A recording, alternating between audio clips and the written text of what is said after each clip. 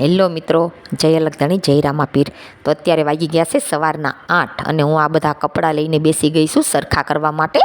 તો ક્યારેક આ કામ પણ કરવું પડે છે. તો કપડાં બધા આપણે મૂકતા લેતા હોઈએ છીએ રોજ, તો થોડાક આમ તેમ થઈ જાય છે. તો બધું જ કામ હું આવી રીતે સવારમાં જ સરખું કરી લઉં છું.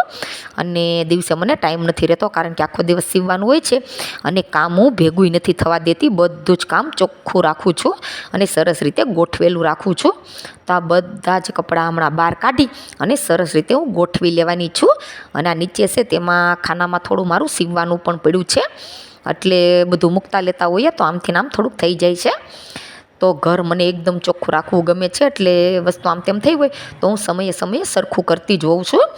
અને આ ચાદર છે જે મેં વેફર પાડી હતી, તો બધા સૂકવવા માટે કાઢ્યા હતા, તો એ પણ હવે હું મૂકી દઈશ. અને આ તપેલામાં મેં વેફર પાડી હતી, એટલે કે ઉકાળી હતી, અને હજી મારે સીણ પાડવાની બાકી છે.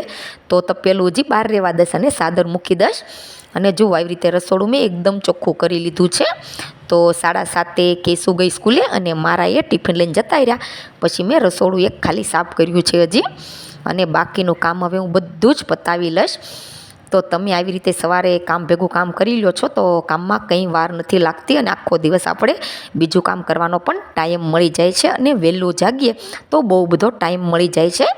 તો આ વાસણ મેં અહીંયા ઉટકીને મૂકી દઉં છું, તો અહીંયા પવન આવે છે તો એકદમ સુકાઈ જાય છે. તો ચાલો મળીએ નેક્સ્ટ વિડીયો.